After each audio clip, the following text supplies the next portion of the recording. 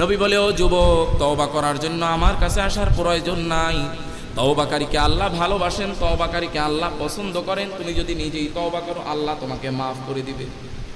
যুবক ডাক দিয়া বলে, ইয়া রাসূলুল্লাহ, ইয়া হাবিবাল্লাহ, আমার বিশ্বাস আসমান এবং জমিনের মাঝখানে যত মানুষ আছে, সমস্ত মানুষের গুনাহগুলো যদি আল্লাহ মাফ করে দেয়, কিন্তু তারপরও আমার তওবা আল্লাহ কোনোদিন কবুল করবে না।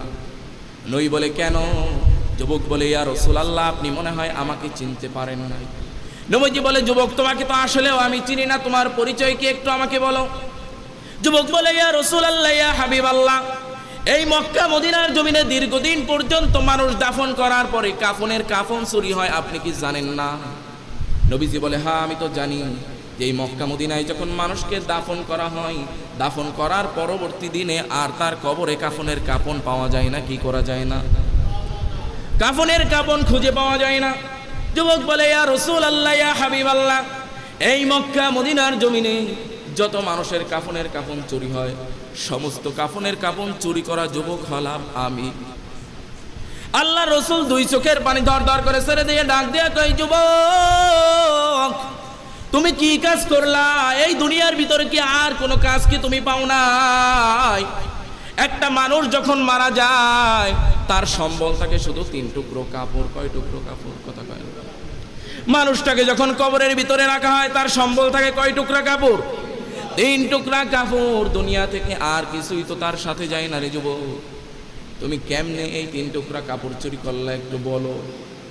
যুবক বলে, ইয়া রাসূলুল্লাহ, ইয়া হাবিবাল্লাহ, শুধু এতটুকু গুনাহ করি নাই, আরো গুনাহ আছে। বলে কি?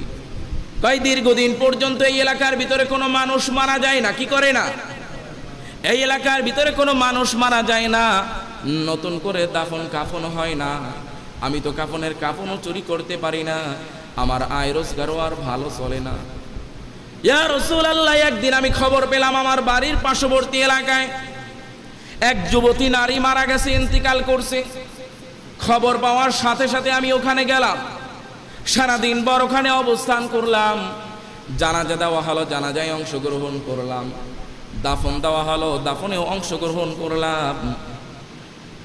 যখন দাফন কাফন শেষে সমস্ত মানুষগুলো চলে গেল, রাত্রি যখন গভীর হয়ে গেল, সমস্ত পরিবেশ যখন নীরব হয়ে গেল, পশু পাখিগুলা যখন ঘুমিয়ে গেল, তখন আমি ওই কবর খোঁড়া শুরু করলাম। কবর খুঁড়ে কবরের ভিতরে ঢুকলাম। কবরের ভিতরে যখন নামলাম, দেখলাম সুন্দরী সুজ্জ্বল দেখতে এক যুবতী নারী। আমি ওই যুবতী নারীর সাথে বেবিচারের ভিতরে লিপ্ত হলাম। কি করলাম? ওই যুবতী নারীর সাথে বেবিচারে লিপ্ত হলাম। বেবিচারে লিপ্ত হওয়ার পরে তার কাফনের কাফনটা খুলে তারপর কবর থেকে বের হয়ে আসলাম। কবর থেকে যখন হেঁটে বের হয়ে আসা শুরু করলাম, পিছন থেকে কে যেন ডাক দিয়া বলতেছে, এই যুবক রে, শোনো, তুমি আজকে আমার ইজ্জত হানি করলা, কিন্তু শুনে রাখো, আমি এই দুনিয়ার বুকে যতদিন জীবিত ছিলাম, আমাকে কোনো পরপুরুষ কোনোদিন দেখে নাই, কোনো পরপুরুষ কোনোদিন আমাকে স্পর্শ করতে পারে নাই। আজকে তো আমি কবরের জিন্দেগিতে চলে গিয়েছি, এই জন্য তোমাকে আমি কোনো কিছু বলতেই পারলাম না। কিন্তু মনে রাখো, আমি আল্লাহর কাছে বিচার দিয়ে রাখলাম, অভিযোগ দিয়ে রাখলাম, হাসরের ময়দানে, কিয়ামতের ময়দানে এর বিচার তোমার করা হবে। আল্লাহ রব্বুল আলামিন তোমার বিচার আমার সামনে করবে। যুবক বলে, ইয়া রাসূলুল্লাহ, ইয়া হাবিবাল্লাহ, ওই দিনের পর থেকে আমার মনের ভিতরে ভয় শুরু হয়ে গেল। নবীজি দুই চোখের পানি ডাক দিয়ে কই, যুবক, তুমি কি কাজ করলা? এই দুনিয়ার ভিতরে কি আর কোনো কাজ কি তুমি পাও নাই? তুমি কোন সাহসে ওই যুবতী নারীর কবরের ভিতরে নামলা? যুবক বলে, ইয়া রাসূলুল্লাহ, ওই দিনের পর থেকে আর কোনোদিন রাতে আমার ঘুম হয় না। প্রতিটা মুহূর্ত হয় কখন যেন আজরাইল এসে হাজির হয়ে যায়, কখন যেন মালাকুল মউত এসে হাজির হয়ে যায়, আমার মৃত্যু হয়ে যায়, আর আল্লাহ তাআলার সামনে আমি বিচারের মুখোমুখি হয়ে দাঁড় হয়ে যাব, কখন জানি আমার শাস্তি হয়ে যায়। প্রতিটা মুহূর্তই আমি চিন্তা করি, আল্লাহর সামনে যদি আমাকে দাঁড়াতে হয়, যদি এর জবাবদিহিতা করতে হয়, পার পাওয়া কোনো উপায় নাই। ইয়া রাসূলুল্লাহ, আমি আপনার কাছে আসছি, আপনি আমাকে তওবা করে দেন। রসুল বলে, যুবক, তুমি আমার দরবার থেকে চলে যাও, আমার সামনে থেকে চলে যাও। যুবককে আল্লাহর রাসূল তাড়া দিল। যুবক পাগলের মতো দেওয়ানা হয়ে গেল। পাহাড়ের জঙ্গলের ভিতরে দিনরাত পর্যন্ত ঘোরে, লতা পাতা খায়, তরুলতা খায়, গাছের পাতা খায়, খাইতে খাইতে শরীরটা কঙ্কালের মতো হয়ে গেছে।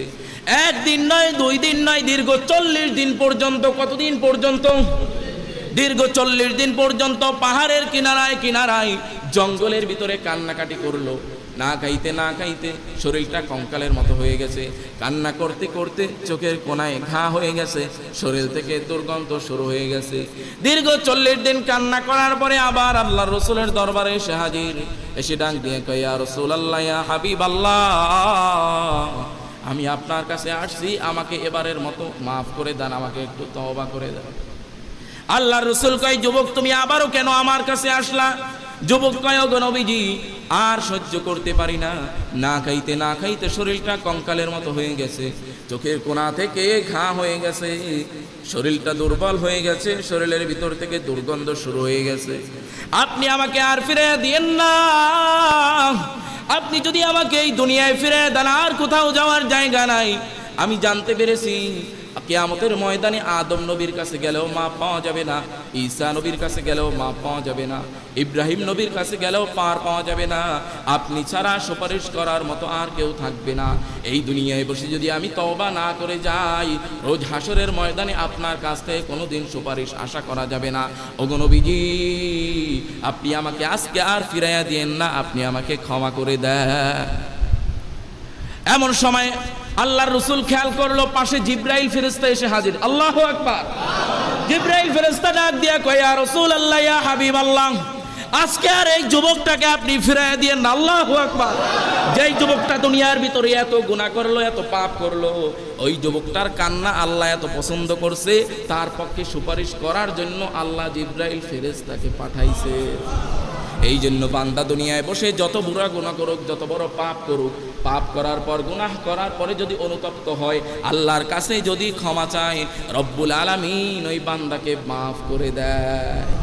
জিবরাইল কয়, ইয়া রাসূলুল্লাহ, ইয়া হাবিবাল্লাহ, দীর্ঘ 40টা দিন পর্যন্ত পাহাড়ের চূড়ায় চূড়ায় জঙ্গলের ভিতরে লতা পাতা খাইয়ে আপনার এই উম্মত কান্নাকাটি করছে, শরীরটা কঙ্কালের মতো হয়ে গেছে, চোখের কোনায় গা হয়ে গেছে। আল্লাহ রব্বুল আলামিনের বড় মায়া লাগছে, ওর জীবনের গুনাহগুলো আল্লাহ মাফ করে দিয়েছে। আপনি ওকে তওবা যদি করিয়ে দেন, তাহলেও দুনিয়ায় পার পেয়ে যাবে, আখিরাতেও জান্নাতে চলে যাবে।